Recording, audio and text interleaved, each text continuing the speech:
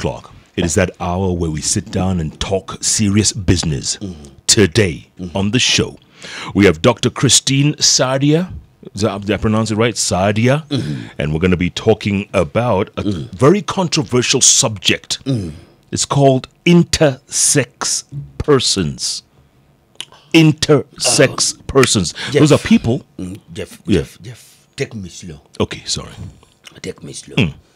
Intersex. They are born with both. When Both sexes. organs. Hey. Jeff. You know where I come from? Where I come from. Dr. Sadia is looking at us now. Where I come from. Yes.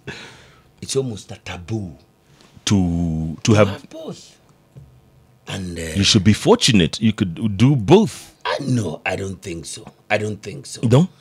This is going to be a very distressful Hour. for me. Because where I come from, Yes. the Luo community, the lakeside, Yes. it is unheard of. To have both. Or it's something people don't talk about. It's something everybody is in silence about. Yet I hear It's there. it's happening. And it's not happening in tens or in hundreds, thousands. Let's ask Dr. Christine Sadia. Doctor, welcome to Hot 96. Thank you. Good to see you. It's nice to see Is it you. true what we're talking about? Intersex persons. They are. Go on. Before I talk about intersex person, I think we need to talk about transgender, because transgender, once you feel uncomfortable in one of the sexes, then you find that when we go on diagnosing, we may find a few people who are not comfortable in both the gender. And they pick one. And then they are not comfortable in both. They are not comfortable being male, they are not comfortable being a female. So on further analysis, you may find that somebody is born with an external organ which looks like they are female, and then when you do medical tests, you may find that instead of the ovaries, then you get the testes hung there. So perhaps, Jeff, that is what you call intersex.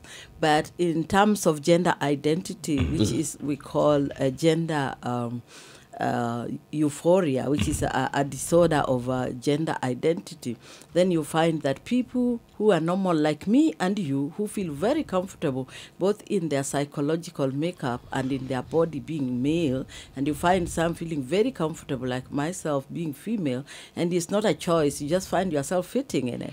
You find a few people who are not comfortable either in both feeling in the sex that they have been born with. You find that whereas they have been born female, they feel much more like they are male, and whereas they have been born male, they feel like they are female. Okay. Those we call transgender. And tell me something, Doctor. What are the numbers? What are the numbers we're talking in Kenya? There's this, just in a small one, there's this case of Andrew, who later became Audrey. Yes. You remember that Doctor, case? you know that one? Yes. And they won a case in the High Court, and they were awarded some money.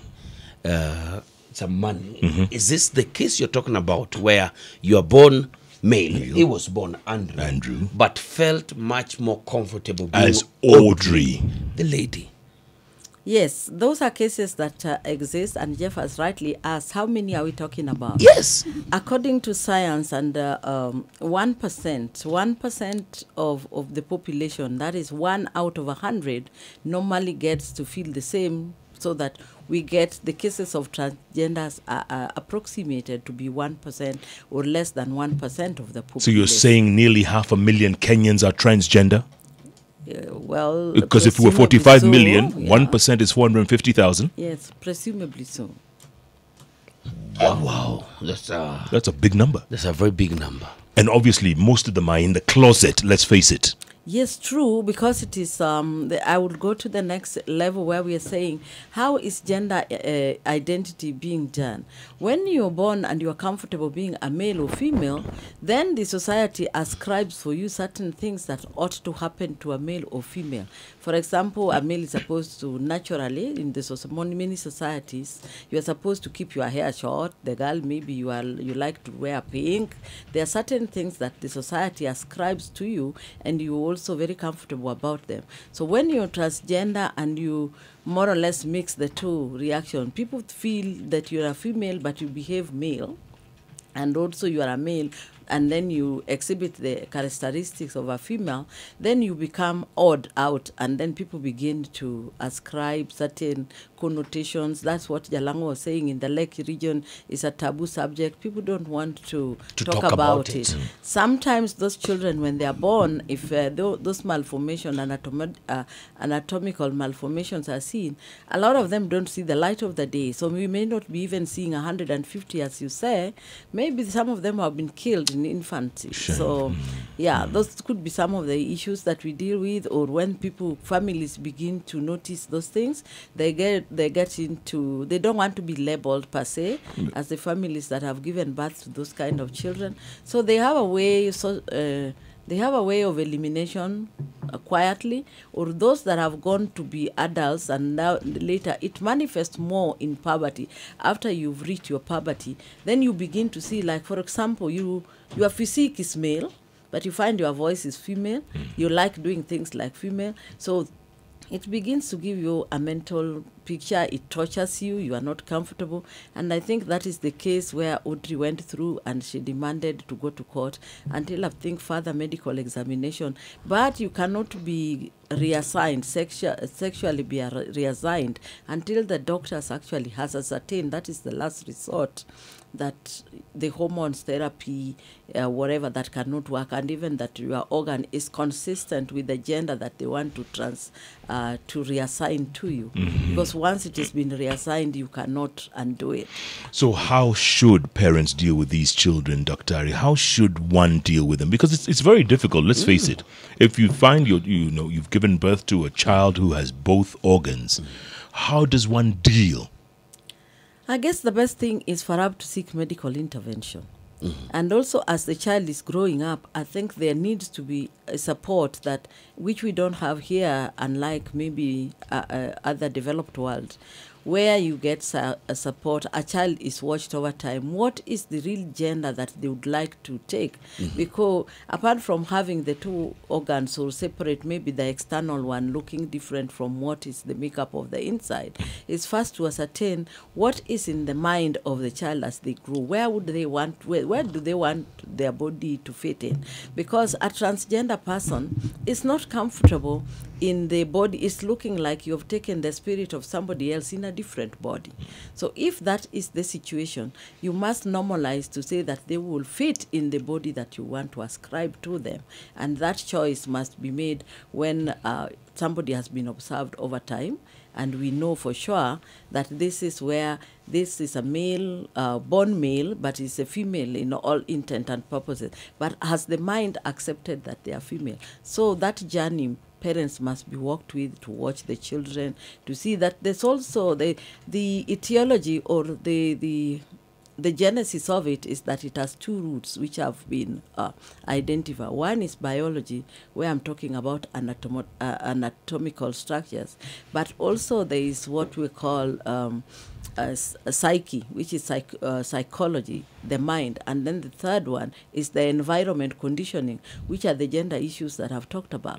So I think those must be balanced before we agree on which one, with what intervention the medical practitioners want. Lakini makanisa, they're quick to say ati huyu amerogwa huyu, huyu amerogwa, which is very unfair. The society in general, they ostracize you, they stereotype you. Because people like Audrey, it took them too long to come out of the closet and just say, you know what, this is what I'm feeling. And she was bold enough. She. Okay. That's where I get confused.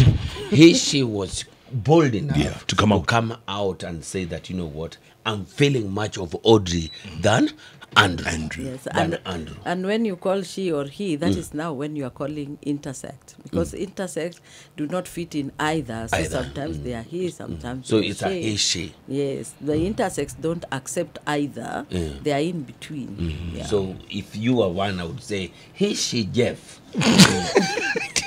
Also, you would say what? Or he, she, but Jeff. You're always telling me mimi na umama sana, you know. You're always. See, and I've always thought about it. Nywele yako na hii mafuta ya miadi unapaka kwa nywele. you are Haitian. One day you might just show up here and say that you want me to call you Jane, not Jeff. You can imagine, Jeff and Jane and Jalas on the hot. But Doctor, let me ask you. I want to also, before you ask me, I want to say quickly that it is not that you choose, because I think there are cases of intersex, or when you talk about LGBTI community, which is the gay, lesbian, gay, it is transgender. not sexual. It is not a sexual identity, or who you prefer to have your sexual relations with, or who you are attracted to. This particular one is not a choice. Therefore, the ones that have choices are not in medical real world called transgender. This time we are having this conversation, which is a very difficult conversation to have.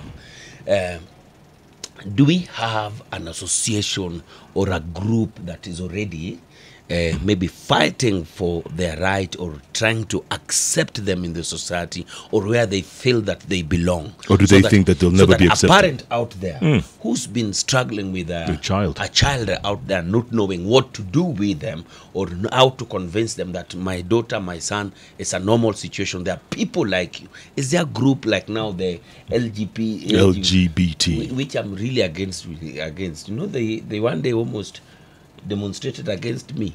Why? Those people. What did you do? Uliwatusi? Uliwatusi? No, sikuwatusi. Uliwatusi? Sikuwatusi. It's only that I don't condone. I just don't condone. It's just not my space. Right. You understand? Yes. So when I came out, and said what you said, what I said. You understand? They were not happy. They were not happy. Doctor, is there an organization? I don't know where I sit, any that I could point from that point of view of the purely transgender or intersex that we are talking about, or parents as support groups that have come out. I do not know how Audrey walked her journey. I used to read about her journey because I was out. But it looks like she was a soul fighting. She was. No, there were actually two of them. There's Audrey and there's another one. There's a gentleman, there's a young man that was in a girls' school that I've seen also, went to school up to Form 4 in a girls' school, only to discover the other day that he wants to be a boy. I think he's gone back to change. But he finished his Form 4. I see it in the media. He's finished his Form 4 in a girls' school. In a girls' school. Yeah, so those are the two I've picked. But any registered organization that perhaps talk about these issues, I haven't seen. I have seen the LGBTI community in the country trying to register themselves, and so whether they will sit in that space and their rights be, or I don't know. But because as I was also saying, this one is not a choice. It is what your body and your mind feels to be, and then when medical tests are done, we find that it will be consistent with what, and it has to be a consistent behavior. It has to be persistent for medical people even to go and do further tests and find. But is this society ready to accept them? That's the question. Are we ready to accept them, doctor, right now in this day and age? Well, I guess that is a question that should be posed to all of us, because we are all parents. Some of us are parents, some are not, but we have siblings maybe who are struggling. So I think the culture of silence, just the same way if you are also programming in an HIV space, stigma around HIV still is very rampant in the country. So I wonder how this one will be embraced while we have gone a long way to talk about HIV. So I'm not too sure. But what I know, those families, maybe they fear the labeling, so they will not be able to come out. It's just like any child who is having mental, or children who are not, who suffer from palsy or autism, they are hidden. You find this in rural areas, there are a lot of children who are hidden. They have not seen the light of the day. If you bring them out into the light, their eyes could not see because they are seeing the bright light for the first time. Yes, they've been chained, they've been put in that room, and they are completely ostracized. Jalas, do you have any relatives who are gay or lesbian? None that I really know. But, none. I have a few friends who are gay and lesbians, and you can always see it. They would never tell you that this is my situation. Right. You understand? But it's Not obvious. you have a drink or two, and now you, who have always thought that you are my best friend, as a male, Jeff, you start holding me and hugging me and telling me things that it's only you who understand. By the way, I will slap you. I will slap you. Doctor, let me go back a bit. In African tradition, Jalas, and even in the villages, when you go out to Mashinani, do you not see men holding hands? Of course, yes. Men, stop holding my hand, Satan. Stop holding my hand. I'm demonstrating. I told you. Yes. I don't even allow men to tell me good night. I don't. Why not? Why are you good nighting me? Tell that to your girlfriend.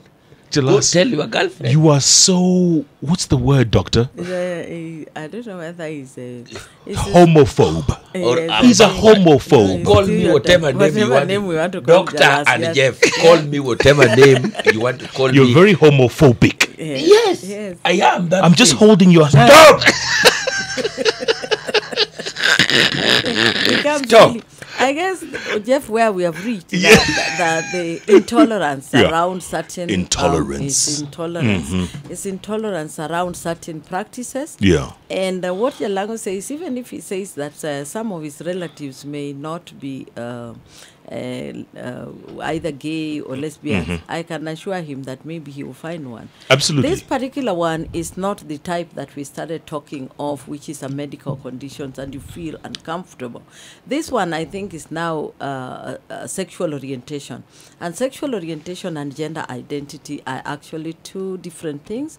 In fact, it's now the medicine, the study of gender, of gender, the science of gender and identity is not, still not very common here, but outside world is something that is being studied more and more.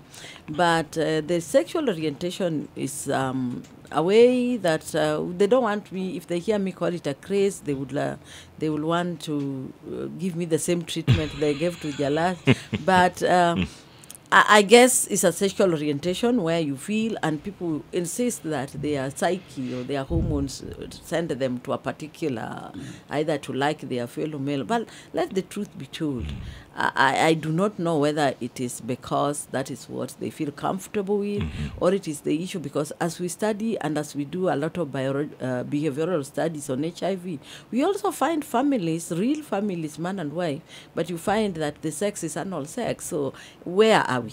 Are we talking about just anal sex, or are we just talking about two males who love each other and want to push the space so that they get married to each other? Really, I'm not the authority on that line. Sure. But I know when I program HIV and AIDS, because they are key population, they are at increased risk. So normally for our medical science, what we do, we mitigate risk so that people do not get infected. So it's a population that we work with to give them protection, to give them what they require, but whether in real sense that, but also when I did my studies in 2007 with the gay community here and commercial sex workers, what I did find out that a lot of the males start from school because of poverty, and it is like a form of male prostitution, and they don't, unless you sit with them in a room and they get your confidence, they will be able to tell you so. Yeah, so, and they will tell you they're not gay or they didn't start off that way, but it was economic. Yeah, yes. Correct. Yeah. And then they continue that way. Yes, and it makes for them much more money than if they say, yeah. Jalango, you went to boarding school? Yes, I was in boarding school. Okay. Nyangoma Boys is boarding school. Boarding, huh? It's an old boarding boys school. We actually, there was no any of that case. None that you know of. Listen to Daktari. Yes, that's what I'm saying. None that you know of. None that I know of, or any situation that where we were confronted with. But every single day, from neighboring schools, we had those things, stories coming out all the time. That you heard the story of Maseno School. What had happened? No. Or what? Yes, there was a very big story about what had happened at Maseno School, where boys who are having sex with boys. Yes, it was a very big story. Is that right? But they denied it and said those were just stories that are coming out from the who's and who's who do not like how the school was performing then, just to discredit them. So that's how much people still deny situations like that. Look, maybe there's somebody, a listener out there, doctor. Maybe there's a listener out there today, this morning, who is intersexual or transgender, who is intersex, living in the closet, wants to come out. You never know, huh? You never. It can be very, very disturbing to the mind that a person is living a lie. True. And they want to come out and live a proper life. And I'm sure suicides have a lot to do with this, right, in this day and age. True. You reach a point where you cannot cope with society. You can't live with yourself. You've been dejected and rejected by everyone. And that's the last resort. I'm sure it happens. So this morning, maybe there's someone out there who would like to talk to us. What do you think, Jalas? You think someone would talk? Yeah, the people who are able to talk, they're able to talk and come out and say, you know what? Yeah, they don't have to tell us who they are. This is what I'm going through. This is what I am. Yeah. But society rejects me. Society rejected me. I was born Jeff, but I feel I'm Jane. Correct. I was born Jalango, but I could be Jay Lango. So I guess the point you're bringing out is very important. If people, there's the easing of mind or the tension is begin to have a conversation. Correct. So if they could talk and say that they feel already, that eases their tension a bit because they have told somebody that they're somewhere and then something is happening to them. I think the next stage is where would they get intervention? Then that would be the next level, because just disclosure without support becomes a little bit whatever. But if they are able to live with themselves and begin to speak, then the points of interventions can be found. It's the first step. All right. A quick question to Daktari. This that you've started talking about it and having this conversation and even this interview, is there something you're planning to do around it? Is it a course you've taken to champion? What space are you taking in this? Well, unfortunately, I got a rude surprise because I got your call in the night when I'd already prepared myself for my other thing. In fact, I resisted a bit. I said I wasn't going to come because this is not my area of expertise.